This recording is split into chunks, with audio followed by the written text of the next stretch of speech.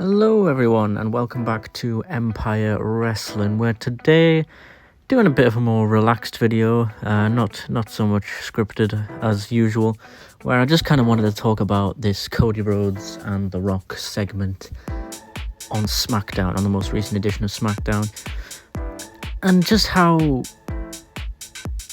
just where WWE go from here, because it was definitely a bizarre interaction between Cody and The Rock, knowing their history from the last couple of years. I mean, WrestleMania 40, just before WrestleMania 40, of course, Cody had won the Royal Rumble. He was set to challenge Roman again for the second year in a row, after winning the Rumble for a second year in a row. And it just seemed as though The Rock had came in, put his sort of title around, put his weight around a little bit, and decided that he was going to face Roman Reigns himself, until there was a lot of fan backlash online and in the arenas, and it seemed as though plans had changed and that they did want to go ahead with the idea of Cody versus Roman, which was the right call at the time. I don't think anyone's going to disagree with that. It was more just the fact that The Rock almost changed things entirely, and I think it would have been for the worse at the time. And going into this year's WrestleMania, there hasn't been the same build-up necessarily to the main event, because as of right now, as of recording this on Monday the 24th of February, we still don't really know who Cody's going to be facing at WrestleMania. Is it going to be The Rock? Is it going to be the winner of the Elimination Chamber? Some people are saying that will be CM Punk, possibly John Cena. It's still undecided at this point. I think, personally, even though I'm not a huge CM Punk fan, I think it would make more sense for Cody to face CM Punk. I feel like John Cena needs to continue to sort of lose and be a little bit humbled until later on in the year, maybe SummerSlam or Survivor Series, where he finally wins the world title. He finally beats the record that Ric Flair set. But yeah, we're here mainly to talk about this segment on SmackDown. So, on the most recent edition of SmackDown, like I say, The Rock returned. It was announced a few days ago, probably around Tuesday or Wednesday, and apparently a lot of people behind the scenes in WWE had only known a couple of days before as well. You know, around the time that it broke in the media and with wrestling journalists was the time a lot of WWE staff apparently heard about this as well, and it certainly seemed to change a lot of plans. We knew that The Rock was coming back, and right at the start of the show, The Rock was backstage, Cody was backstage talking to Nick Aldis, and Nick Aldis said, you know, that there's someone that wants to see you in the ring, and referenced the Rock's tagline of, "If you smell what I'm cooking." So we immediately knew that The Rock was there to see Cody. And the segment didn't happen right at the start of the show, like a lot of people assumed. I also assumed that as well. It happened towards the final hour, really, of SmackDown, which left a lot of people wondering, you know, why is The Rock here? What does he want? What is he going to say? Because initially there was supposed to be a 6-man tag, Cody teaming with Braun and Damian Priest, but that just got changed into a regular tag match because, like I said, the Rock was here and he wanted to speak to Cody. And the segment happened, and it was, I believe, around 27 minutes, something like that. Just went over 25 minutes. And I still don't know what to make of it. I think The Rock insinuated that he wanted Cody to be his champion rather than just, you know, the WWE champion, rather than just a man of the people. You know, never mind being their champ or the WWE Universe's champ. I want you to be my champion. I want you to do things my way. And he's saying, you know, saying all these things and being quite cryptic about what he wants Cody to do. And Cody looks very conflicted and confused, I think pretty much like everybody watching this segment. And The Rock then said a line towards the end of his promo saying that, you know, in exchange for everything you want, all these big main events, and I can give you everything you've ever wanted, I'm going to need your soul in return. which was like, god damn, The Rock's turned into Thanos. He's got his Death Note. he wants Cody's soul, which again I think implies that The Rock wants to be in charge. He points to Cody's chest saying, you know, I want what you have, and Cody assumes he's talking about the championship, but The Rock immediately cuts him off and says, no, I don't want your belt, I want your soul. Like I say, implying that he wants to be kind of the puppet master. He wants to be in control of Cody's path and the way Cody acts and the matches that he has, and which sounds like a good idea. I think it was just executed in a very bizarre way, because we all know how good Cody is in the ring and how good he is as a babyface, but people are starting to turn on Cody a little bit. His, you know, suited up, handshake baby kissing persona, it can only go so far until the fans kind of decide, well, you know what, you finished your story and now we want a new story. And The Rock has seemingly come in and implied that he sort of wants Cody to turn heel, basically.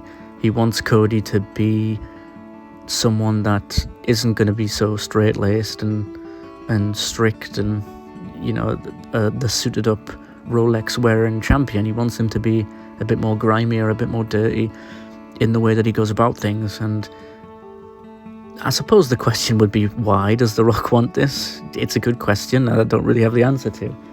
I assume, you know, the Rock, he's the head of TKO.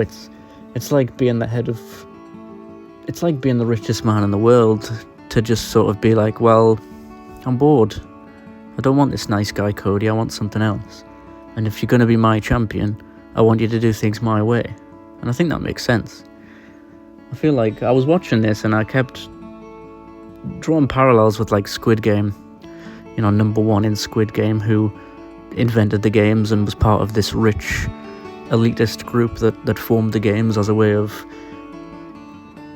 just kind of playing with the less fortunate and making their own entertainment out of other people's misfortunes. And I feel like The Rock is kind of a similar character in this storyline, where he's dictating how things happen, rather than just sitting back and being a member of the board and doing things the PC way.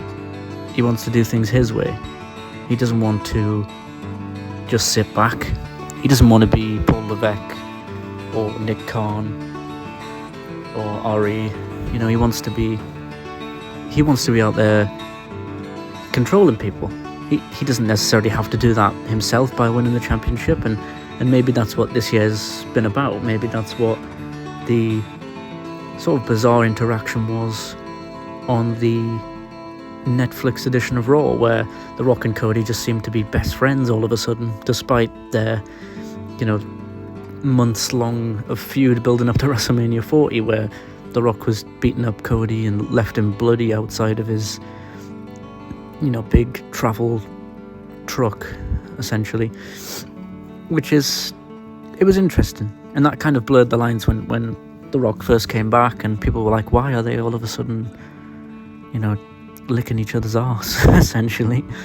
It was bizarre. It's very bizarre. But if this is sort of The Rock's way of buttering Cody up and getting close to him, and, you know, he on SmackDown he showed pictures of both of their parents hanging out and stuff like that, where it's like, okay, maybe The Rock is trying to sweet talk Cody into aligning himself with him, and The Rock maybe feels like he can manipulate Cody, he can turn Cody against the people, and he can have this sort of heel turn, whether it happens slow or fast. I'm not entirely sure.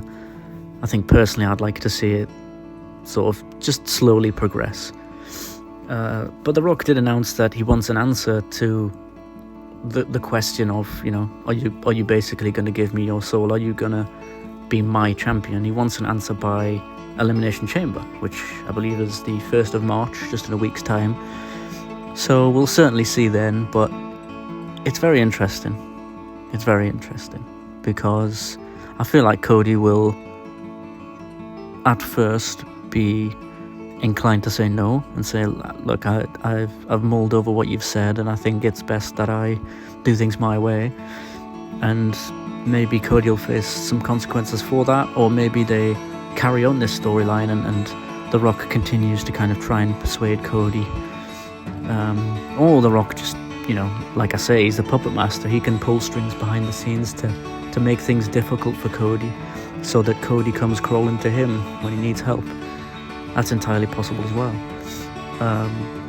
But then there's also the final thing I want to sort of talk about, which is how this factors into WrestleMania. Does Rock have a match at WrestleMania? Is he in Cody's corner for his match? Is he going to be at ringside, or special guest referee, or special guest commentator, or ring announcer, or commissioner? Is he going to be there? Because chances are he probably will be at WrestleMania in some capacity. He might open the show. He might have a little segment. He might have an interaction with someone. He might even just be there with Nick Khan and Triple H just to open the show. But it's very interesting because I feel like the plans aren't necessarily laid out for Cody yet.